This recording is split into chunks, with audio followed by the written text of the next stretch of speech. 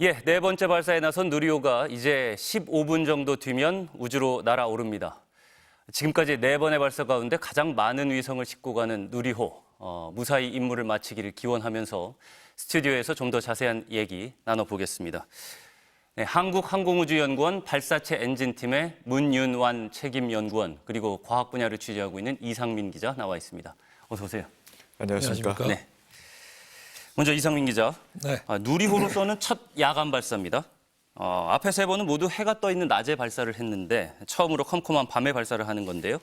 사실 밤에 발사하면 좀 불안 요소도 많을 것 같은데 준비 과정은 잘 진행이 됐습니까? 이게 사실 밤이라고 해서 이제 많이 이렇게 불안해 하시는 분들이 있을 것 같은데, 주간 발사와 야간 발사의 다른 점은, 밝고 어둡고 그것뿐입니다. 네. 기술적으로는 동일하고요. 네. 다만 기술적으로는 동일한데 이제 준비 과정이 왜 어렵냐면 이게 아무래도 사람이 하는 거다 보니까 이제 밤이 되면 아무래도 좀 필요할 수도 있고 네. 이런 휴먼 리스크가 있거든요. 그리고 육안으로 살피기에도 조금 어두우니까. 그런 부분도 부분도 신경을 있겠죠. 써야겠죠. 예. 그래서 이제 윤영빈 우주항공청장이 조금 전에 브리핑에서 이제 그런 얘기를 했는데 예. 실무진의 어려움이 좀 있었을 것이다. 그러니까 일을 하는 사람들이 조금 어려웠을 것이다. 라고 이런 얘기를 해서 하지만 이제 야간 발사가 결정된 지가 벌써 몇 개월 전이거든요. 예. 준비를 하는데 더 신경을 많이 썼다고 하고요. 또 이제 아침부터 준비를 해서 밤에 발사를 하는 거니까 오히려 오늘 하루는 조금 더 여유가 있었다. 이런 얘기도 현장에서는 들렸습니다. 네. 발사 준비는 잘 진행이 된 거죠? 무사히 잘 진행됐습니다. 알겠습니다. 문 박사님, 네. 야간 발사를 해야만 하는 이유가 있잖아요. 네, 그렇죠. 네. 저희들 발사체 입장으로만 본다고 그러면은 실제로는 낮에 발사하는 게 훨씬 더 좋습니다. 예. 근데 아시다시피 발사체는 저희들은 이제 어떤 임무를 받고 그 임무를 달성하기 위한 목적이 있기 때문에 커스터머가 어떤 시간에 또는 어떤 목적을 가지고 발사를 해달라고 하면 예. 그걸 따라줄 수밖에 없거든요. 이번 같은 경우는 차세대 중형위성 3호의 임무 때문에 그런데요. 그래서 저희들 간단하게 줄여서 말씀드리겠습니다. 차종 3호라고 하면 네. 실제로 그 미션이 한 3가지 정도가 되는데 그 중에 하나가 오로라 관측이 되겠습니다. 예. 그런데 오로라 관측은 가장 생각해 보시면 가장 잘 관측할 수 있는 광학으로 잘 관측할 수 있는 시간대가 한밤중이겠죠. 그렇죠. 그러면 그 한밤중이 되도록 얘가 태양 동기 궤도를 돌아야 되는데 네. 그러려면 우리 시간으로 따져가지고 가장 밤에 발사하는 게 모든 태양 빛의 간섭을 가장 줄일 수 있는 예. 궤도이기 때문에 그 시간에 발사를 하게 되는 오로라를 겁니다. 잘 관측하기 위해서는 태양빛의 영향을 가장 적게 받아야 되는데 네, 그 맞습니다. 궤도로 올리기 위해서는 이 시간에 쏴야만 한다. 맞습니다. 알겠습니다. 오로라 관측 임무 외에도 차세대 중형위성 3호가 가지는 임무가 또 있겠죠? 네, 방금 전에 말씀드린 대로 차세대 중형위성 3호의 임무는 말씀드린 바와 같이 오로라 관측이 있을 거고요. 네. 그리고 또 하나가 이제 플라즈마하고 우주 자기장 관측이 있습니다. 그리고 마지막으로 바이오 캐비넷이라고 하는 그 줄기세포 3D 프린팅하는 그런 3가지 미션을 이번에 탑재체로 올려놓고 발사를 하게 됩니다. 아, 그렇군요. 바이오 임무도 있는 거고. 네네. 알겠습니다. 지금 그림에 차세대 중형위성 3호의 그림이 나왔습니다. 자, 이 기자. 네. 이 비슷한 시간에 국제우주정거장이 우리 하늘로 지나간다 이런 얘기가 있던데 설명 좀 해주실 수 있을까요? 이 우주 충돌 가능성을 발사관리위원회에서 가장 걱정하고 가장 크게 신경을 쓴 부분이기도 한데요. 예. 국제우주정거장 ISS가 우리 시간으로 1시 12분에 400km 고도 궤도에서 항상 우리 누리호가 지나는 궤도에 200km 이내로 근접해서 지나가게 돼 있습니다. 예. 오늘도 지나고 내일도 지나고요. 네. 그래서 이걸 이제 근데 우리가 발사할 수 있는 시간이 20분으로 정해져 있지 않습니까? 그렇습니다. 그 사이에 살짝 한 2분 정도가 끼기 때문에 네. 발사관리위원회에서 가장 걱정을 했는데 아까 윤 청장 브리핑을 들어보면 0시 55분으로 결정을 했지 않습니까? 예. 충돌 위험성이 가장 적은 그리고 가장 완전한 시각으로 정했다고 브리핑을 했고요. 네. 그래서 우주 충돌 가능성에 대해서는 그렇게 크게 걱정하지 않아도 된다는 게 우주청의 얘기입니다. 네, 알겠습니다. 박사님, 네. 그 고도 600km 궤도에 이제 올린다고 했는데, 네. 예, 그때 위성들이나 뭐 국제우주정거장도 굉장히 빠르게 돌 거 아닙니까? 그렇습니다. 그 궤도 위에서 빠르게 도는 위성들이나 우주 비행체들이 네. 200km 정도 가까웠다는 거는 어느 정도의 충돌 위험이 있다고 우리가 판단할 수 있는 건가요? 먼저 그 전에 저희들이 이제 그 충돌 위험, 그러니까 콜라라는 거를 이제 분석을 하는데요. 네. 그때 그 기준이 두 개가 있습니다. 하나는 무인일 경우와 이제 유인일 경우가 있는데 특히나 유인일 경우 같은 경우는 200km 안쪽으로 들어오면 이제 그게 위험하다고 판단을 합니다. 근데 그 200km라는 게 ISS 같은 경우는 지금 고도 400km에서 공전을 하고 있거든요. 예. 공전을 하고 있는데 이게 보통 속도가 한 7.6km 정도 됩니다. 시속, 네. 초속. 그러다 보니까 우리가 600km 가는 그 궤적 안에 네. 얘가 걸리게 된다 그러면 약간의 각도가 틀어짐으로 인해서도 충분히 부딪힐 수 있는 우리 궤도까지 오는데 한 26초 정도밖에 안 걸리거든요. 네. 그러니까 우리가 전체로 한 10몇 번 정도 운영을 하는데 그 안에 잘못하면은 부딪힐 수 있는 그런 가능성이 있기 때문에 200km 안쪽으로 들어오면 무조건 하지 않는 게 좋습니다. 그러니까 일반적으로 생각할 때 200km라 그러면 굉장히 멀리 떨어져 있는 거라고 네네. 생각을 할 수 있는데 서울에서 대전 정도 되는 거잖아요. 네. 그럼에도 불구하고 우주 위에서는 그 충돌 가능성이 있다고 판단이 맞습니다. 되니까 네. 그래서 최대한 비켜갈 수 있는 시간으로 정했다. 네. 알겠습니다. 오늘은 다행히 날씨는 괜찮습니다. 근데 어제만 해도 바람이 많이 불어서 걱정을 했고 또 오늘 이후에 발사 이후에 비 소식도 있고요. 발사를 결정할 때 날씨는 어느 정도로 살핍니까? 날씨 같은 경우는 처음에 이제 어제도 사실은 약간의 지연이 좀 있었지 않습니까? 네. 올라갈 때 지연이 있었는데 그때 지연도 비도 비지만 실제로는 이제 바람 때문에 더 영향을 많이 받았습니다. 예. 근데 바람이 왜 그러냐면 저희들이 이제 남쪽에 있고 또 해안가에 있다 보니까 바람이 좀 셉니다. 거기가 보통 때에도 센데 기준은 있습니다. 발사할 때는 초속 15m 예. 그 이하로 되면 되고 사실 이렉터를 세울 때는 초속 18m 이하면 되긴 하는데 이게 작업자의 안전 때문에 네. 2차 발사할 때도 10m 정도 돼서 그 발사대에 그 작업하시는 분들이 올라갔더니 너무 심하게 흔들려가지고 사실은 그걸 뒤쪽으로 수년을 시킨 적이 한 번 있었거든요. 예. 그래서 바람이 영향이 가장 많고요. 그 이외에도 온도 같은 경우도 통상적으로 우리가 영하 10도에서 보통 여름에 한 35도 정도까지는 발사를 할 수 있고요.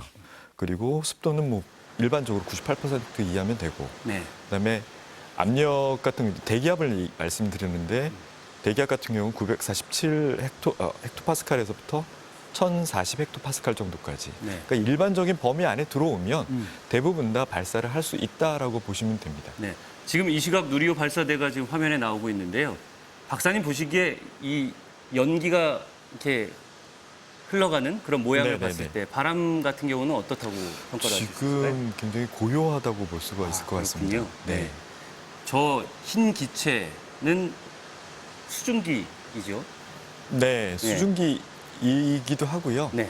저게 지금 이제 LOX 벤트가 되면서 그 액체 산소가 이제 기화가 되면서 나오는 부분이거든요. 예. 나오면서 주변에 있는 공기와 그 수증기가 만나가지고 그게 눈에 보이는 겁니다. 예, 알겠습니다. 제가 아까 시작할 때 0시 55분에 발사를 하기로 했다고 말씀을 드렸는데 누리호 발사가 1시 13분으로 18분이 늦춰졌습니다. 어떤 이유가 있을까요? 글쎄요, 정확하게 뭐 알려주시면 잠깐 안 되실 제가 것 같은데. 말씀을 드리겠습니다. 예. 지금 브리핑이 나왔는데요. 네네. 1시 13분을 변경을 하면서 이 엄빌리칼 회수 압력 센서에 신호 이상이 있었다. 이것을 현장에서 확인해서 살펴보니까 압력은 정상인데 네. 이 센서만 문제가 있었다. 그래서 다소 시간을 늦췄다고 나왔습니다. 그렇습니까? 그러니까 엄빌리컬 회수 압력 센서라는 것은 어떤 센서죠? 엄빌리컬 회수 압력 센서 같은 경우는 이제 그 우리가 발사를 하면서 네. 얘 같은 경우 발사가 됐다라고 이제 신호를 보내면 네. 그 다음에 얘를 접어야 되지 않습니까? 예. 그 접을 때 필요한 센서입니다. 예. 그래서 이게 만약에 제대로 되지 않는다면 접히질 않으니까 네. 잘못하면 충돌할 가능성도 있고 여러 가지 위험성이 좀 있습니다. 그렇군요. 그 압력 센서가 제대로 작동하지 않으면 접히지 않을 가능성이 있어서 네. 그 부분을 지금 어쨌든 고치고 있는 거겠죠? 그렇죠. 예. 네.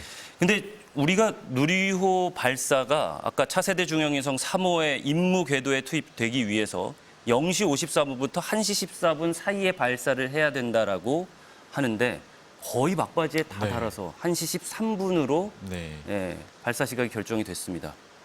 1시 14분 1분 전이니까 그 안에 발사가 되긴 하는 거예요. 네, 그렇죠. 예, 이보다 더 늦춰질 수는 없는 거죠. 네, 그럴 수는 없을 것 같습니다. 알겠습니다. 잘 이루어져서 그 지금 센서에 이상이 있다는 부분이 잘 고쳐져서 지금 정해진 1시 13분에는 제대로 발사가 되기를 기원을 해보겠습니다. 자, 이 기자. 네. 우주 발사체를 쏘는 과정에서도 안전이 정말 굉장히 중요한 맞습니다. 부분일 겁니다. 안전 문제에 있어서는 어떤 준비가 됐을까요? 지금 이 누리호에 실리는 그 연료 그리고 산화제만 합치면 180톤이 넘거든요. 네. 그러니까 이게 아무래도 폭발 가능성에 대해서 걱정을 할 수밖에 없겠죠. 어떤 일이 생길지 모르니까. 그래서 이제 가장 안전한 지역으로 그 육상 통제 구역을 정했습니다. 3km를 육상 통제 구역으로 정했고요. 예. 이 3km가 우주센터 정문까지입니다. 발사대에서 정문까지가 육상 통제 구역이고요. 그리고 해상에도 통제 구역을 만들었는데요. 이것은 이제 발사체가 발사된 직후 또 추락할 가능성이 있기 때문에 그 폭은 한 24km, 예. 길이는 75km에 대해서 해상 통제 구역을 정했습니다. 네. 그 사이에 섬이 두 개가 있는데요.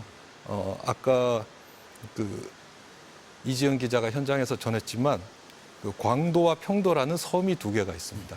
이 섬의 주민들은 일찌감치 이제 여수 등으로 대피를 시킨 상태고요. 예. 또 예. 지금 조금 전에 나온 소식에서는 압력은 정상이고 센서만 문제다라는 소식이 들어왔습니다. 이런 경우에는 발사를 그냥 하게 되는 경우가 많은가요? 어떤가요? 네, 지금 이런 경우에는 기능에는 이상이 없을 수 있기 때문에 예. 아마 할 것 같습니다. 네. 압력은 정상이고 센서만의 문제다.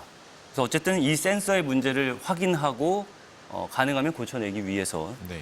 0시 55분으로 예정됐던 발사를 1시 13분으로 18분 늦췄습니다. 다시 한번 말씀드리고요. 자, 박사님, 네. 네 번째 발사입니다. 사실 네. 누리호 자체는 기술적으로 좀 동일하고 변한 거는 없습니다. 근데 왜 두 번 성공했는데 반복 발사하느냐 이런 질문들이 또 있더라고요. 네네네. 예. 애초에 누리호는 6번 발사가 계획돼 있었고 네. 이렇게 반복 발사를 통해서 무엇을 얻고자 하는 건지 말씀해 주실 수 있을까요? 네. 그 누리호는 지금 그 반복 발사를 통해서 고도화를 생각한다라고 이제 보통 흔히들 말씀을 하시죠. 고도화. 예, 네. 고도화를 생각한다 말씀을 하시는데 실질적으로 이거 같은 경우는 그 저희가 반복 발사를 함으로써 이 발사체가 강건하다라는 것을 보여주고 이 강건한 발사체를 통해서 실질적으로는 이제 상업화에 뛰어들 수 있는 그런 토대를 마련하겠다라는 게 굉장히 중요한 문제입니다. 예. 그래서 5차, 6차도 저희들이 대폭으로 바꾸게 되면 사실은 같은 발사체가 아니기 때문에 동일한 기술을 가지고 동일한 프로세스 절차를 가지고 저희들이 반복 발사를 통해서 이 발사체가 신뢰도가 굉장히 높은 발사체라는 걸 보여줌으로 인해서 네. 저희들이 상업화를 할 수 있는 그런 그 발판을 마련하는 게 목적이라고 보시면 되고요. 네. 비슷한 예로는 소유주가 있습니다. 소유주가 60년대 초반에 개발이 된 발사체인데 예. 지금까지 1,700회가 넘는 그러면서 신뢰도가 95%가 넘는 굉장히 강건하기 때문에 미국도 러시아한테 부탁해서 소유주로 발사하는 그런 경우가 굉장히 많지 않습니까? 같은 걸 노린다고 보시면 되겠습니다. 그러니까 누리호의 신뢰도를 향상시킴으로 인해서 네. 다른 나라에서 위성을 우리나라에 쏘아달라고 요청을 받고 네네. 그걸 상업화할 수 있는 네. 그런 역할을 위해서 신뢰성을 높이는 맞습니다. 과정이다라는 말씀이시고요. 위성을 싣는 부분이 좀 달라졌다고 들었습니다. 네. 네. 아무래도 뭐 싣는 위성 수가 더 많아져서 그렇지 않을까 싶은데 어떤 점이 어떻게 바뀐 건가요? 아무래도 이게 이제 저희들이 2010년부터 시작을 해서 2023년 6월 달까지 개발을 한 발사체지 않습니까? 예. 근데 그러다가 그 중간에 이제 큐브 위성이라는 게 굉장히 많이 활성화가 됐습니다. 그래서 저희들이 개발을 처음에 시작할 때만 해도 이제 그런 그 개념들이 많지 않았었는데 나중에 이제 그런 개념들이 들어오다 보니까 처음에 발사할 때는 이 위성을 올려놓는 어댑터 부분이 위성 하나만 발사할 수 있는 그 정도밖에 되지 않았었어요. 예. 그래서 2차 발사할 때 또 3차 발사할 때 특히나 3차 발사할 때 같은 경우는 큐브 위성을 많이 실어야 되는데 그렇죠. 그게 없기 때문에 판을 덧대가지고 거기에다가 억지로 실었거든요. 네. 근데 이번에는 니즈가 계속 생기기 때문에 그거를 이제 완전히 다 새로 옵티마이즈, 그러니까 그 최적화를 한 거죠. 예. 그런 니즈를 만족시키기 위해서 최적화를 하고 그렇게 이제 그 여러 가지 다중의 위성을 실을 수 있도록 저희들이 어댑터를 설계 변경을 수행했습니다. 한 번 발사할 때 여러 개의 위성을 궤도에 각각 네. 올려놓을 수 있는 네. 그러기 위해서 위성 싣는 부분을 좀 개조를 했다. 맞습니다. 이 말씀이십니다. 네. 네. 계속해서 그 하얀 연기가 뿜어져 나오는 거는 왜 계속 내뿜는 건지 설명해 주실까요? LOX 저희들이 산화제를 액체 산소를 쓰지 않습니까? 네. 액체 산소는 그 보일링 포인트, 그러니까 끓는 점이 영하 183도입니다. 그러면 지금 여기 대기 상태니까 얘가 계속 끓어오를 거예요. 계속 기화되겠는 계속 거죠? 기화돼서 끓어오르면 네. 그거는 완전히 밀폐 용기 안에서는 계속 압력이 찰 거고 그렇죠. 그런 위험한 상황이 되니까 그걸 네. 계속 밖으로 빼내고 있는 상황입니다. 압력을 유지하기 위해서 네. 밖으로 빼내는. 밖으로 빼내고 네. 그러면 그게 모자르니까 네. 아마 그 피해로 구간에서 중간중간에 보충 충전하는 그런 절차들이 있습니다. 보충 충전은 저 엄빌리컬 타워의 선을 통해서 들어가겠죠? 맞습니다. 예. 엄빌리컬 타워라는 게 그 탯줄이라는 의미가 네네. 있더라고요. 네, 맞습니다. 그래서 누리호에 어쨌든 연료라든지 방금 말씀하신 산화제 이런 네. 것들을 계속 주입해주는 네, 예. 영양분을 공급하듯이. 맞습니다. 그래서 탯줄이라는- 탯줄이라고 얘기합니다. 알겠습니다. 자, 다시 한번 말씀드리겠는데요. 0시 55분으로 예정돼 있던 발사 시각이 1시 13분으로 18분 늦춰졌습니다. 그 이유는 압력 센서가 조금 문제가 있어서 압력 센서의 이상으로 그걸 확인하기 위해서 그리고 가능하면 그걸 고치기 위해서 시각을 늦췄는데요. 현재 압력은 정상이라고 하고 센서만의 문제다라고 발표가 됐습니다. 그래서 1시 13분에 발사가 예정돼 있고 당초보다는 18분 늦춰졌다는 걸 다시 한번 여러분께 말씀을 드리겠습니다. 이 기자, 이 발사를 하고 나서도 여러 가지 주목해야 할 변수들이 있을 겁니다. 어떤 것들을 살펴봐야 할까요? 일단 비행에 나서고 나면 분리돼야 할 것들이 제때 정확하게 분리되는 게 제일 중요하다고 생각됩니다. 그렇죠. 네. 자, 처음에 봐야 될 게 이제 누리호의 가장 앞부분에 있는 뾰족한 부분이 페어링이라고 하는데요. 네. 그 안에 위성들이 있습니다. 이 위성을 보호하는 일종의 덮개가 페어링인데요. 네. 이 비행을 하다 보면 대기하고 마찰이 되지 않습니까? 이 마찰열에서 이제 위성을 보호하는 건데 네. 고도가 200km 정도에 오르면 대기가 얇아지기 때문에 이 페어링이 없어도 됩니다. 아니 없어야 됩니다. 페어링이 없어야 그 계획했던 속도로 날 수가 있거든요. 그래서 200km가 되면 페어링을 떼어내고 가는데 네. 이 페어링이 그때 떨어지지 않으면 페어링의 무게 때문에 위성이 이 발사체가 제 속도를 내지를 못합니다. 예.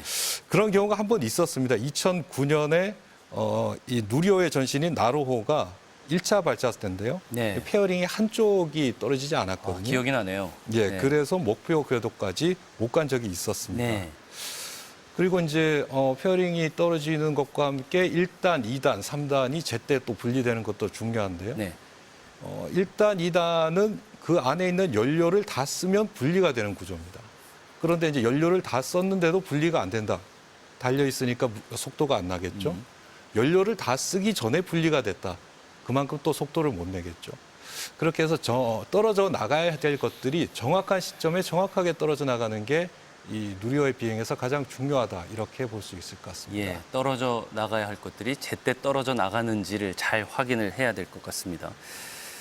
박사님, 네, 그 누리호가 3번의 발사를 이렇게 복기를 해보면 첫 번째 발사를 실패했습니다. 네, 그때 속도가 목표 속도에 미치지 못해서 네, 네. 목표 고도에 위성 모사체를 올리지 못한 실패였는데 네, 그 올려야 할 궤도는 600km의 태양 동기 궤도라고 말씀하셨어요. 네. 예. 궤도는 정해져 있으니까 그 높이까지 올라갈 수 있느냐, 그리고 그 높이까지 올라가서 원하는 속도를 딱 낼 수 있느냐가 중요한 거겠죠. 맞습니다. 네. 그거는 미리 다 계산이 된 겁니까? 미리 다 계산이 된 거죠. 예. 미리 다 계산이 되고 그거를 이제 그 정확하게 시점이 어느 정도냐에 따라서 네. 그리고 말씀하신 대로 언제 그걸 정확하게 떨어뜨리느냐에 따라서 얘가 어디셔널, 그러니까 추가적인 무게를 더 다 들고 올라갈 경우 충분한 그 효율을 못 냅니다, 발사체가. 그렇기 때문에 정확하게 그때에 떨어뜨려야 되고 그 무게를 가지고 올라가야 되고 아까 말씀하신 페어링 같은 경우도 사실 그 무게가 한 600kg가 넘거든요. 예. 두 쪽이 다 합쳐서. 굉장히 그렇기 때문에 그거를 떨어뜨려 놓고 올라가야만 되는 그런 상황입니다. 그래서 1차 발사 때를 다시 한번 복귀를 해본다고 그러면 실질적으로는 그 탱크 안에 있는 가압 탱크 때문에 문제가 발생을 해서 네. 그 탱크를 충분히 가압시키지 못해서 세기 때문에 엔진 쪽에 충분한 산화제가 공급이 되질 못했습니다. 특히나 산화제가 공급이 되질 못해서 네. 실질적으로는 추력이 그만큼 나오지가 못했고 그만큼의 속도 증분이라고 그러죠. 속도 증분이 나오질 못해서 그 궤도까지는 올라갔습니다만 속도 증분이 나오질 않아가지고 증분이 나오지 않았다는 말은 속도가 그만큼 더 얼마만큼 빨라져야 되는데 그만큼 빨라지지 못했다라는 말씀이시고요. 그래서 3단이 결국은 떨어졌죠. 네, 네. 기억이 납니다. 네. 이번에는 정해진 높이까지, 정해진 목표 속도까지 잘 도달하기를 바라겠습니다. 네. 0시 55분으로 알고 계셨던 시청자분들이 이제 들어오셔서 이미 시간은 지났는데 아직도 발사 안 하고 있네 이렇게 생각하실 수 있을 것 같아서 다시 한번 말씀드리면 우주항공청이 0시 55분으로 예정돼 있던 발사 시각을 18분 늦춰서 1시 13분으로 변경을 했습니다. 변경의 이유는 압력 센서가 문제였다고 하고요. 센서만의 문제다 현재. 압력은 정상이다라는 발표까지 나왔습니다. 이제 발사 10분을 앞두고 있습니다. 7분 뒤면 발사 10분 전이 되는데 발사 10분 전부터는 자동 운용이 시작되네요. 네, 맞습니다. 예, 설명 좀 해주실 수 있을까요? PLO라고 해서요. 네. 프리 런치 오퍼레이션이라고 해서 그 구간을 자동으로 이제 모든 지금 설정을 해놓은 걸 보면 아주 심하게 들어갔을 때는 초 단위로도 설정을 해놨거든요. 예. 그것들이 자동으로 모든 시퀀스가 들어가게 됩니다.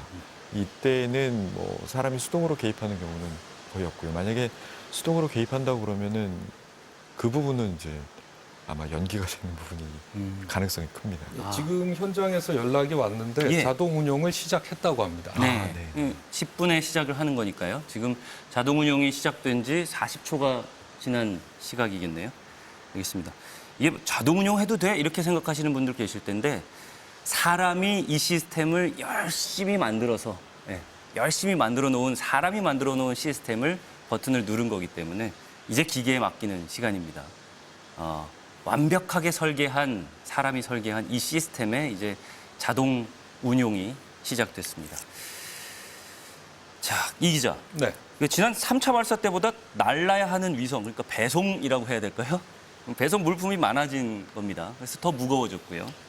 싣고 올라가는 무게 측면에서 3차 발사 때와 다른 점을 좀 말씀해 주실 수 있을까요? 3차 때는 주탑재 위성이 차세대 소형 위성 2호였습니다. 예. 이게 무게가 180kg이었고요. 부탑재 위성이 큐브 위성 7개가 실렸습니다. 그래서 모두 8개의 위성이 실렸는데 이 8개의 위성의 무게를 모두 합치면 500kg 정도 됩니다. 네. 그런데 이번에는 차세대 중형위성 3호의 무게만 516kg이거든요. 그리고 나머지 큐브위성 12개를 합치면 960kg, 거의 1톤에 달합니다. 예. 그래서 발사체의 성능은 똑같은데 싣고 가는 건 거의 2배가 늘었으니까 예. 이게 괜찮을까 하고 이제 걱정하는 분들도 계실 텐데 이 누리호가 설계될 때 탑재 중량을 2.2톤으로 설계를 했습니다. 예. 그래서 아직 한 1톤 정도, 1톤 넘게 여유가 있는 상황이고요. 이 정도 무게는 아무런 문제가 되지 않는다고 브리핑에서도 설명을 했습니다. 네. 실제 우리가 3차 발사 때 실제 위성 싣고 올라갔는데 그때는 네네. 뭐 500km 조금 넘는 무게였지만 네. 2차로 거슬러 올라가면 위성 모사체까지 싣고 올라갔는데 그때 합치면은 1.5톤을 올렸잖아요. 맞습니다. 예, 그러니까 1.5톤을 올려본 경험이 있는 누리호입니다. 맞습니다. 네.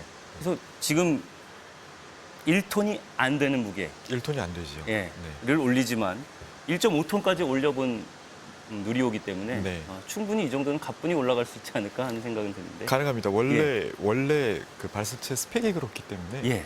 실질적으로 저희들이 처음에 이 개발하면서는 1.5톤을 타깃으로 했지만 엔진이 조금 더 성능이 잘 나오는 그런 제가 엔진 개발을 참여를 했었는데 그렇죠. 조금 더 잘 나오기 때문에 네. 실제로는 페이로드 증량이 조금 더 됐습니다. 네. 그래서 지금은 한 1.9ton에서 2톤 정도, 그래요?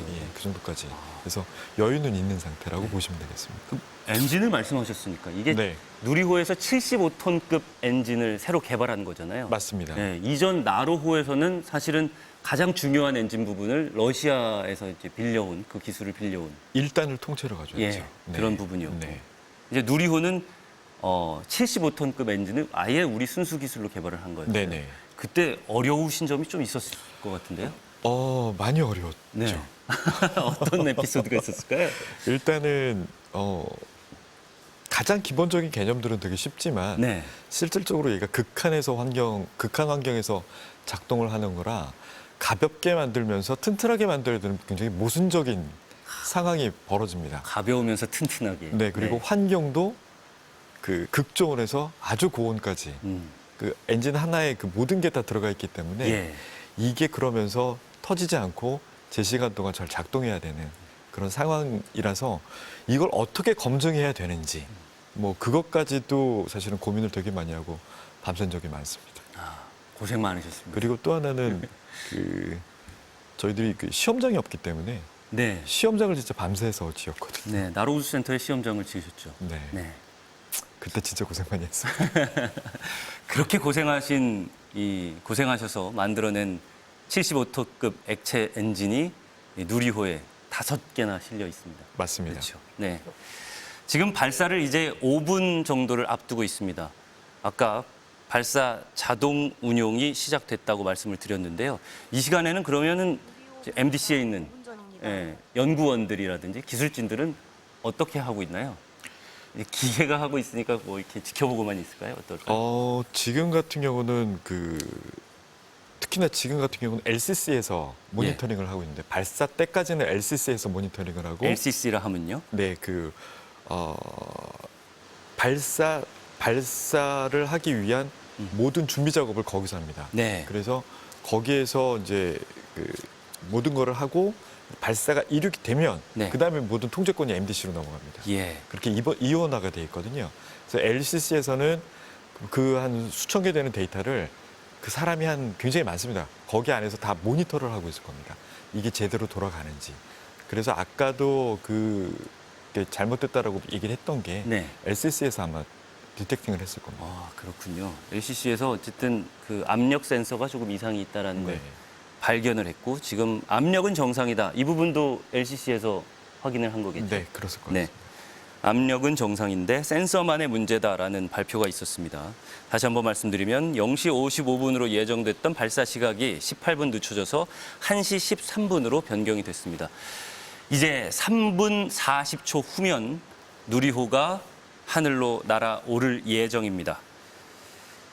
자, 이 기자. 네. 총 13기의 위성을 궤도에 올려놔야 합니다.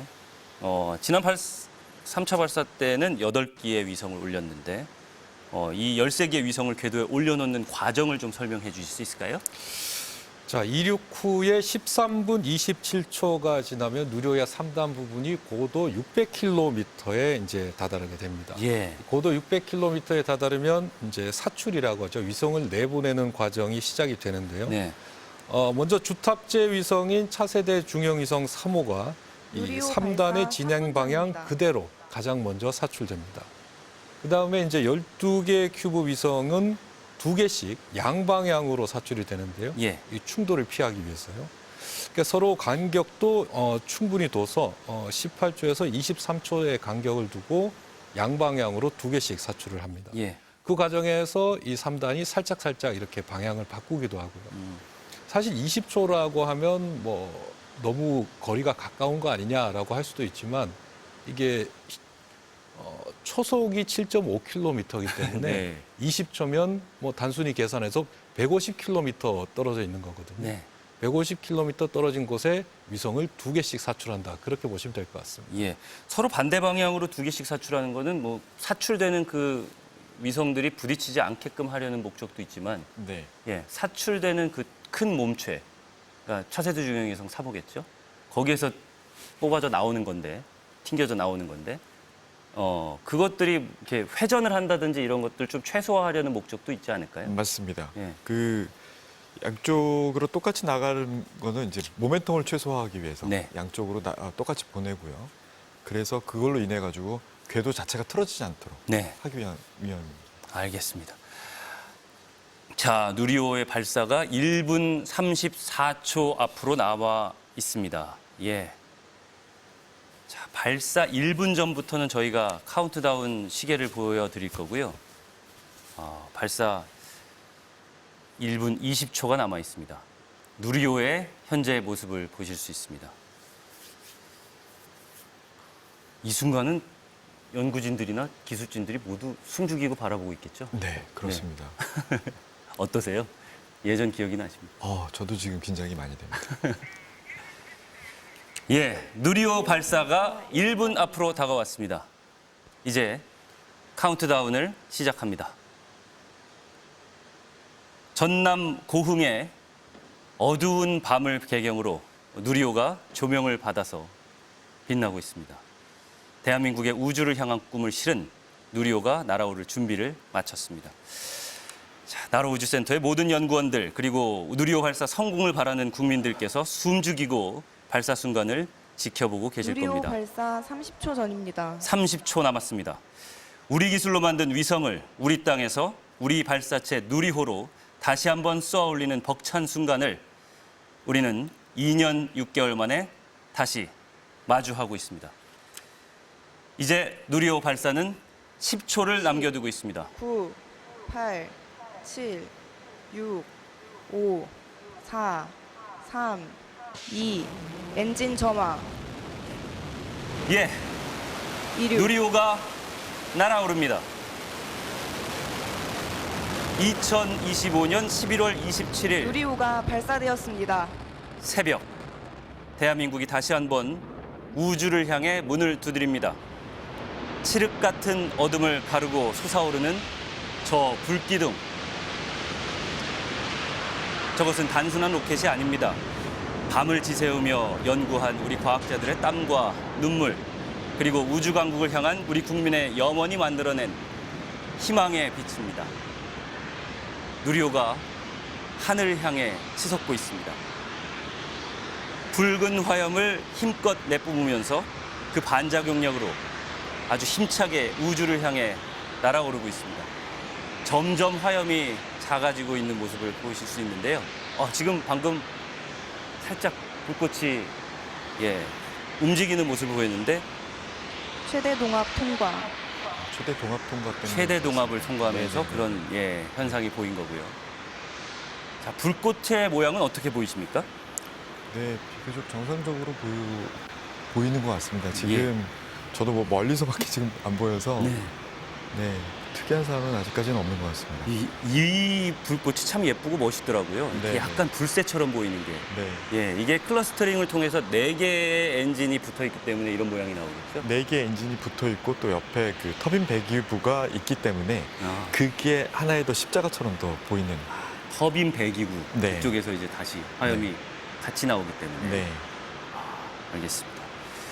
여러분, 고흥 앞바다의 어둠을 뚫고 이제 누리호가 가야 할 곳, 자신의 몸에 품은 위성들이 가야 할 곳, 우주 연구를 위한 고도 600km 태양 동기궤도를 향해서 거침없이 질주하는 누리호의 모습을 여러분 계속해서 보고 계십니다. 1단 엔진 정지 확인.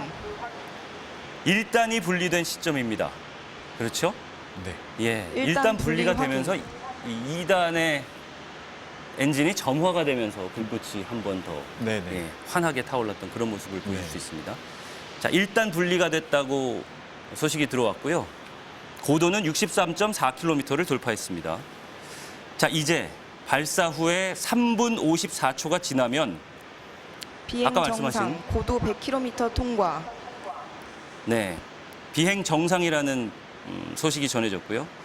3분 54초가 지나면 페어링이 분리가 되는 순간을 여러분께서 소식을 들으실 수 있을 겁니다. 자, 누리호 안에 장착된 카메라들입니다. 네. 네.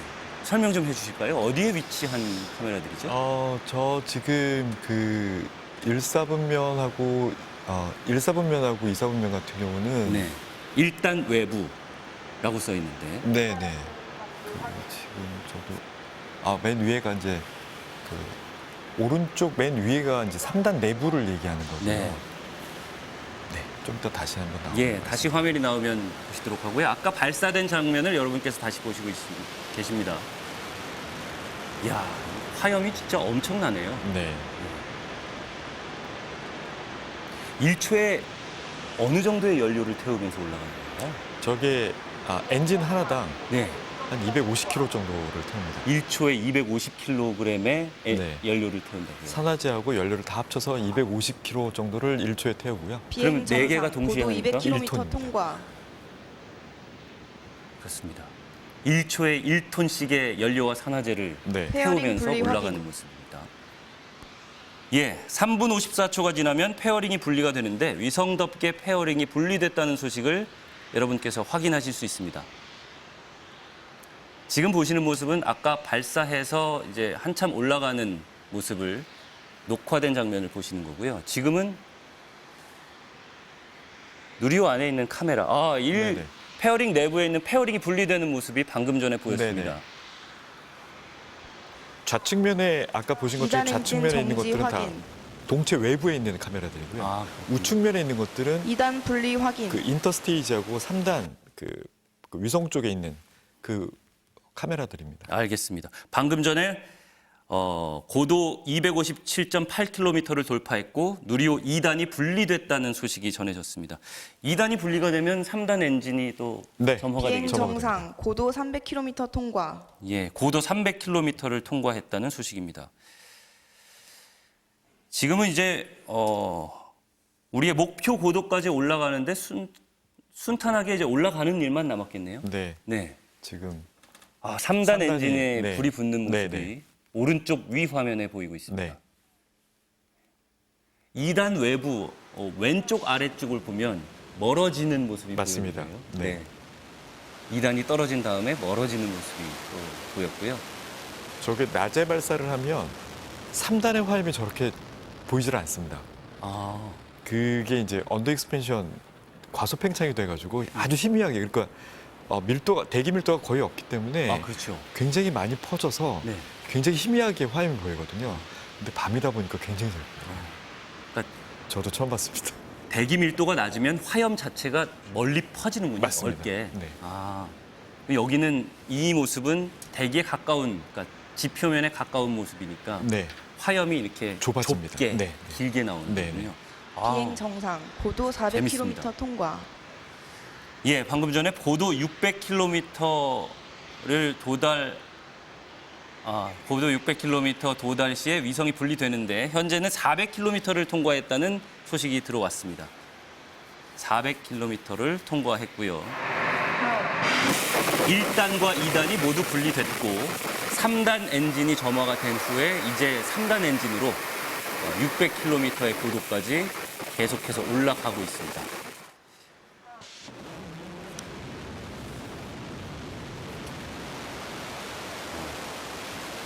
여러분께서는 계속해서 누리호가 발사되는 장면을 다시 보고 계시고요. 자, 이 기자. 네. 아까 큐브 위성 얘기하다가 이제 화면으로 집중을 했는데 큐브 위성 13기의 위성을 올려야 되는데 이걸 경진 대회를 통해서 선정을 했다고 들었습니다. 맞습니다. 예. 이번에 올라가는 큐브 위성들은 2022년에 6회 경연 큐브 위성 경연 대회에서 선정이 된 것들이고요. 예. 과학적인 가치나 3, 우주적인 2, 가능성을 엔진 두고 점화. 선정을 했습니다. 여러 개의 이제 12개의 큐브 위성이 있다 보니까 이제 서로 각각의 다양한 임무를 띠는데요. 일단 서울대에서는 누리호가 발사되었습니다. 쌍둥이 큐브 위성을 내놨습니다. 네. 똑같은 큐브 위성이 2개가 붙어 있습니다. 양쪽으로. 그렇게 붙어 있는 상태로 누리호에서 사출이 돼서 비행 정상. 사출된 고도 다음에는 또 이 500km 두 개가 통과. 떨어집니다. 분리가 돼서 2개가 각각 임무를 수행하다가 또 어느 시점이 되면 두 개가 다시 도킹을 합니다. 근데 그 과정에서 이제 연료를 쓰지도 않고요. 뭐 카메라도 없고요. 약간 자세 제어 그리고 이제 전자기를 통해서 이제 도킹을 하는 기술을 서울대가 도전적으로 해보겠다고 네. 이제 내놓은 것이 쌍둥이 큐브 위성입니다. 예, 잠시만요. 고도 500km를 통과했다는 소식이 들어왔습니다. 예. 지금 정상 비행 중이고 고도 500km를 통과했다고 합니다.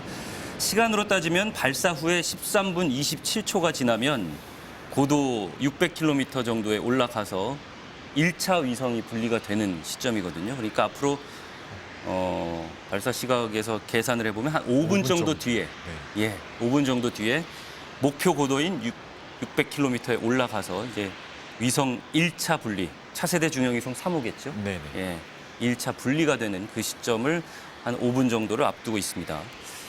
예, 계속 얘기 나눠보죠. 네. 그 쌍둥이 위성을 내놓은 서울대가 있었고요. 그다음에 인하대에서는 이 롤러블 위성이라고 해서 네. 보통 태양 전지판이 이제 위성 바깥에 이렇게 판으로 붙어 있지 않습니까? 네. 인하대는 이 태양 전지를 위성 안에 말아서 넣었습니다. 위성 안에 이렇게 두루마리 휴지처럼 말아서 넣다 보니까 훨씬 더 이제 큰 태양 전지를 쓸 수도 있고요. 또 그 위성의 공간을 효율적으로 쓸 수 있어서 나중에 큐브 위성의 에너지를 많이 아끼고 공간도 최적화하는데 도움이 될 거다 이런 평가를 받았습니다. 네. 그러니까 뭔가 여러 가지 좀 기술적인 시도를 하는 그런 큐브 위성 제안을 한 팀들이 선정이 된 거군요. 맞습니다. 네. 그리고 이제 우주로테크라는 기업이 있는데요. 이 기업에서는 이 인공위성이 기능을 다하면 스스로 폐기가 되는 이 자체 폐기 위성을 만들었습니다. 우주상공에 지금 인공위성이 한 15,000개 정도가 있는데 예. 그중에 한 10%는 기능을 하지 않는 위성입니다. 그러니까 기능이 다 끝났는데 그냥 하염없이 돌고만 있는 우주 쓰레기죠. 그래서 이제 우주로테크는 이 기능이 끝난 위성은 스스로 대기권에 추락해서 소멸되는 그런 위성을 만들어 보겠다라고 해서 이번에 한번 띄워봤습니다. 제가 이제 그 그래픽으로 된 자료를 보긴 봤는데 약간 신기하긴 하더라고요. 가다가 앞에 장애물이 있으면 약간 이렇게 추진력을 발휘해서 그걸 피하기도 하고요. 그리고 조금씩 고도를 낮추다가 지구 중력에 이끌려서 대기권에서 소멸하는 그런 기술을 이번에 이 위성에 넣어봤습니다. 네, 알겠습니다. 여러분께서는 지금 계속해서 조금 전인 1시 13분에 누리호 4차 발사가 이제 발사되는, 누리호가 발사되는 장면을 다시 반복해서 계속 보고 계십니다. 문 박사님, 네. 그 3차 발사 때는 저희가 위성이 사출되는 장면도 방송으로 내보내드리곤 했거든요. 네네네. 예, 그 카메라가 달려 있나요? 카메라가 이번에도? 달려 있습니다. 네. 이번에 달려 있고요. 지난번에 그 도요셋 1기가 사출되는 걸 카메라에 잡지를 못해가지고 네. 사실은 그게 나갔는지 안 나갔는지를 확인을 못했었습니다. 그래서 이번에는 그런 그 불확실성을 없애기 위해서 거기다 카메라를 더 달아서 아마 양쪽 다 화각에 손실 없이 다 보실 수 있을 겁니다. 아, 그러면은 지금 12기의 큐브 위성들이 사출이 돼야 되는데 네네. 그 사출 장면을 다 확인을 할 수 있겠군요. 네. 예. 혹시라도 어떤 큐브 위성이 안 나갔다라고 하면 그 네. 영상을 보고 확인을 할 수 있는 네. 거예요. 네. 알겠습니다. 오늘도 그 화면이 들어올지 모르겠지만 어쨌든 들어온다면 저희가 또 소개를 해드리도록 하겠습니다. 문 박사님, 네. 이번 누리호 발사는 굉장히 또 중요한 부분이 있습니다. 민간으로의 기술 이전, 이게 또 중요한 의미를 가지는데 네. 이 기술 이전을 준비하고 연습하기 위해서 3차 발사 후에 2년 6개월 만에 오랜만에 발사가 이루어지는 것이기도 한 것 같습니다. 네. 그런 면에서 이 발사가, 오늘 발사가 성공한다면 가지는 의미가 또 남다를 것 같습니다. 어떤 의미가 있을까요? 네, 그 말씀하신 대로 민간에서 처음으로 발사하는, 민간에서 주관해가지고 처음으로 발사하는 그런 발사체가 이제 4번째 발사가 되는데요. 실제로 조금 더 구조를 보면 그간에는 국가에서 개발을, 그러니까 국민의 세금으로 개발을 한 국가의 궤도 투입 기술을 확인. 잠깐만요. 네. 3단 엔진이 정지가 됐다는 확인. 그러니까 3단 엔진이 궤도에 올라가면 정지가 되는 아, 거죠? 네, 네, 맞습니다. 네. 시간상으로는 맞는 것 같습니다. 25분이요. 예. 예. 방금 들어온 소식을 말씀드리겠습니다. 목표 궤도에 투입이 확인됐다는 소식이 전해지고 있습니다. 예. 이 소식은 정확하게 어떤 의미의 소식인가요? 일단은 목표 궤도에 투입이 됐다라고 한다고 그러면은 고도를 맞췄을 거고 네. 투입이 지금 됐는지 안 됐는지는 모르겠습니다만 투입까지 됐다라고 그러면 네. 궤도 투입이 확인됐다고 그러면은 차세대 중형위성 차세대- 3호 분리 확인. 네, 아. 그 속도가 예. 나왔다고 지금 볼 수 있을 것 예, 같습니다. 방금 방송 목소리로도 여러분께서 확인을 하셨듯이 차세대 중형위성 3호가 분리가 됐음을 확인했다는 그런 소식이 들어왔습니다. 예, 고도 600m는 통과했고요. 목표 고도인 600km에 큐브셋 올라갔고 1번, 2번 분리 확인. 1번, 2번 큐브 위성도 분리가 확인이 됐습니다. 차세대 중형위성 3호가 분리가 된 이후에는 20초 정도의 간격으로 큐브 위성이 2기씩이 순차적으로 사출이 됩니다. 분리가 된다는 거죠. 예, 큐브 위성 1번, 2번 큐브 큐브셋 위성이 3번, 분리가 4번 됐다고 분리 확인. 말씀을 드렸고 3번, 4번도 분리됐음을 방금 전에 확인됐다는 소식이 들어왔습니다. 잘 진행되고 있는 거네요. 네, 잘 진행되고 있습니다. 예, 이제 조금 있으면 아마 큐브셋 5번, 6번 분리 확인. 그렇죠. 이 소식이 들어와야죠. 예, 큐브 위성 5번, 6번 위성들이 분리가 됐습니다. 위성들 분리 순서로 보면 네 번째 분리입니다. 첫 번째 차세대 중형위성 3호, 두 번째 큐브 위성 1, 2, 세 번째 큐브 위성 3, 4. 이제 큐브 위성 큐브셋 5번, 7번, 6번이 8번 분리 확인. 분리 확인됐고 방금 전에 큐브 위성 7번, 8번이 분리되면서 위성들이 다섯 번째로 분리가 됐습니다. 이제 남은 것은 6차, 7차 분리인데요. 6차 때는 9번, 10번, 7차 때는 11번, 큐브셋 12번이 9번, 10번 분리 확인. 분리가 되는데 9번, 10번도 분리가 확인됐다는 소식이 들어왔습니다. 이제 마지막 7번째 분리, 큐브 위성 11번과 12번이 분리되면 누리호는 임무를 완벽하게 수행하는 것이 됩니다.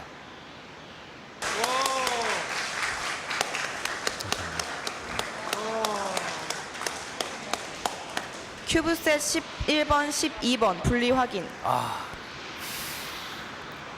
여러분, 누리호가 싣고 올라갔던 위성 13기가 모두 분리가 확인됐다는 소식이 들어왔습니다.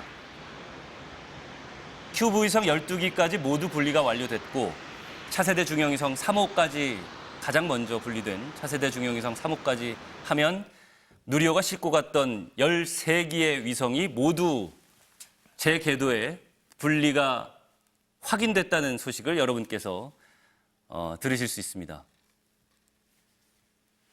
문 박사님, 네, 예, 성공한 거죠? 네, 성공했다고 볼 수 있습니다. 예, 이제 앞으로는 하나 더 남은 거는 이제 최초 교신이 되겠죠. 교신까지 하면 완벽한 성공이라고 볼 수 예. 있겠습니다. 교신은 이제 차세대 중형위성 3호가 네, 예, 지상국과 교신을 해서 신호를 보내오는 것. 네, 맞습니다. 예, 그것을 말씀하시는 거고요. 네. 차세대 중형위성 3호의 교신 결과는 아마 한 2시 20분쯤에 네. 우주청에서 브리핑해서 발표를 할 거고요. 예. 나머지 부탑재 위성들은 내일 낮 정오에 큐브 위성의 교신 결과를 브리핑을 하도록 이렇게 예정이 되어 있습니다. 예. 지금 여기가 MDC죠? 네, 예. MDC입니다. MDC의 연구원들과 기술진 분들이 얘기를 나누는 모습을 보실 수 있는데요. 표정들이 밝습니다. 네, 그런 것 같습니다. 네, 서로 이게 등을 두드려주고 인사를 하는 모습, 축하 인사겠죠? 네, 저러면은 거의 90% 확실하게 성공한 거라고 보시면 됩니다. 지금 나오는 화면들은 이제 누리호 내부와 외부에 붙어 있는 카메라에서 찍은 화면들인데, 네. 예, 조금 전에 뭐 분리가 되는 모습이라든지 그런 모습들을 보실 수 있습니다. 페어링 내부에 있는 카메라는 왼쪽 위에 저 차세대 중형위성 3호가 떨어져 나가는 모습이 네, 맞습니다. 예, 보인 거고요. 방금 전에 큐브 위성 2개가 날아가는 게 보였고요. 예. 다시 한번 말씀드리겠습니다, 여러분. 2025년 11월 27일 새벽 1시 13분에 발사된 누리호 네 번째 발사는 약 13분 27초 뒤인 1시 26분경에 위성 1차 분리가 성공이 됐다는 소식을 알려오면서 그 이후로 계속해서 20초 간격으로 모든 큐브 위성, 12개의 큐브 위성을 다 분리를 시켰다는 소식이 전해졌습니다. 자, 박사님. 네. 야, 성공을 했다는 소식을 일단 전해드렸어요. 그러니까 누리호가 임무 궤도에 위성들을 다 안착시킨. 네. 예, 누리호로서는 임무를 일단 완수한 겁니다. 맞습니다. 네. 우주항공청이 작년 5월 27일에 개청한 이후에 첫 누리호 발사입니다. 네. 예. 기존에는 과학기술정보통신부와 항공우주연구원이 누리호 발사를 알려드립니다. 주관했다면 누리호 추적 운용이 종료되었습니다. 정상적으로 이제 위성들을 네. 다 궤도에 안착시킨 후에 본인의 임무를 마쳤다라는 마쳤습니다. 네. 예, 소식이 전해진 거고요. 자, 누리호 발사를 주관하는 정부 조직 측면의 변화가 있는 건데 이건 어떻게 네네. 달라졌는지 말씀해 주실 수 있을까요? 제가 여기서 뭐 이렇게 크게 말씀드릴 수 있는 건 아닌 것 같긴 한데요. 아, 네. 제 개인적으로 생각하는 바를 좀 말씀을 드리면 네. 일단은 과기부 시절에도 뭐 저희들이 충분하다고 볼 수는 없지만 많은 그 지원들을 해주셨는데 네. 실질적으로 과기부 산하에는 굉장히 많은 것들을 담당을 하고 계셨습니다. 그래서 저희들은 그 중에 일부였고, 근데 이제 우주 개발을 본격적으로 국가에서 하겠다라고 생각을 하셔서 청으로 승격을 시키시고, 그 다음에 그걸 통해 가지고 지금 보면 조금 더 심도 있는 개발 계획이라던가 탐사 계획 등이 만들어지고 있는 것 같습니다. 예. 그래서 거기에 발맞춰 가지고 저희 항우연에서도 이제 다른 나라를 추격하는 것보다는 조금 더 우리가 선도에 설 수 있는 그런 또 국가만에 할 수 있는 그런 것들이 충분히 있거든요. 예. 그런 거를 좀 해나가는 게 필요하지 않을까 생각을 하고 있습니다. 예, 알겠습니다. 이 기자, 네. 일단은 누리호가 지금 임무를 잘 완수했다는 소식이 들어왔습니다. 누리호는 3단으로 이루어졌었잖아요. 맞습니다. 예, 각각 시간에 맞춰서 단 분리를 해야 한다라고 아까 말씀을 해주셨고, 지금 다 분리가 된 상태인데 이렇게 분리된 1단, 2단 그리고 3단은 어떻게 되는 거예요? 그 분리된 조각들은? 1단, 2단 그리고 페어링까지는 지구의 바다에 떨어집니다. 네, 그 윤영빈 우주항공청장이 그 부분도 아까 브리핑에서 얘기를 했는데 예, 1단과 페어링 그리고 2단이 떨어지는 바다에 아무것도 없다는 것을 확인을 하고 그 경로를 잡았다고 했고요. 예, 그리고 3단은 이게 고도 600km 궤도까지 올라갔기 때문에 떨어지지는 않습니다. 네, 그리고 이게 연료를 다 소진해서 엔진이 꺼진 상태이기 때문에 스스로 움직일 수도 없고요. 그래서 이 3단은 사출된 위성과 마찬가지로 600km 궤도에서 같이 지구를 돌게 됩니다. 지구를 돌다가 다른 위성들의 수명도 그 정도 되는데 보통 20년에서 30년 정도 지나면 지구로 서서히 내려와서 이제 추락하게 됩니다. 차세대 중형위성 3호랑 3단이랑 붙어 있다가 네. 떨어지긴 하는 거잖아요. 그렇습니다. 그럼 각각 이제 궤도를 계속 도는 건가요? 그렇습니다. 아, 네. 그렇군요. 알겠습니다. 30년 뒤에는 어떻게 돼요? 그게 지구 대기권으로 떨어지면서 좀 타나요? 탑니다. 네. 네. 타서 이제 땅에 떨어지는 거는 없이. 그 전에 다 분해가 될 겁니다. 예. 다 타서 없어질 겁니다. 네. 네. 알겠습니다. 자, 문 박사님, 그 네. 누리호 4차 발사가 오늘 이제 임무를 완수했다는 소식을 전해드렸고, 네. 이 이후에 발사들이 또 계획돼 있잖아요. 네, 그리고 그렇습니다. 다음 단계에 또 프로젝트가 진행 중인 것도 있고. 네네. 설명을 해주실 수 있을까요? 일단 아까 말씀드렸다시피 이제 최초의 제작과 조립을 그 체계 종합 기업이 수행을 함으로써 민간의 기술 이전을 이제 첫 발을 내딛었고요. 지금은 근데 이제 그 오퍼레이션, 그러니까 발사를 하는 것은 저희들이 이제 거의 100% 주관을 해서 하고 있습니다. 근데 완전한 민간 이양이라고 한다고 그러면 발사까지도 민간 기업에서 주관을 해서 하는 게 맞다라고 생각을 하고 있기 때문에 네. 5차, 6차 하면서 이 부분까지 다 지금 넘기는 방향으로 지금 생각을 하고 있어서 5차 부분서부터는 발사 운용에도 상당히 많은 포지션으로 그 비율로 기업이 참가를 하게 될 예. 것으로 생각을 하고 있습니다. 그래서 그럼으로 인해 가지고 전체적으로 시스템이 다 신뢰도가 높아지는 그런 방향이 될 거고요. 네. 누리호는 이제 그렇게 해서 점차적으로 이제 나아갈 방향이 세팅이 됐다라고 한다면 네. 저희들이 또 한 가지 이제 경제권으로 들어온 게 달입니다. 그래서 달을 다누리가 이제 탐사는 하긴 했지만 예. 착륙을 하기 위해서 달 착륙선을 보내기 위해서 저희들이 차세대 발사체를 지금 개발을 시작을 했습니다. 그래서 예. 2032년에 달 착륙선을 보내기 위해서 그걸 개발을 시작을 해서 지금 한창 개발을 하고 있고요. 거기에 이제 표면적으로는 그게 달 착륙선을 보내는 거지만 실제로 그 발사체는 달 착륙선에 국한되지 않고 내재적인 목표 중에 하나는 큰 목표 중에 하나는 재사용을 할 수 있는 네. 발사체로 저희들이 개발하는 것이 이번에 차세대 발사체의 목표입니다. 예. 스페이스X의 펠컨 9처럼 네. 예, 재사용을 할 수 있는 네. 발사체를 개발을 하겠다라고 네. 하셨습니다. 한국형 발사체 1호는 나로호였고, 네네. 예, 누리호는 한국형 발사체 2호, 네. 네, 6차 발사까지 계획이 돼 있고요. 네. 그 이후에는 이제 차세대 발사체라고 하신 게 한국형 발사체 3호인데, 삼호입니다. 네. 그것은 달에 가기 위한 목적으로 네. 지금 개발이 진행 중이다. 네. 알겠습니다. 오늘 두 분 함께하면서 성공 소식을 전해드렸습니다. 네, 어떠실까요? 소감을 좀 들어보고 싶은데.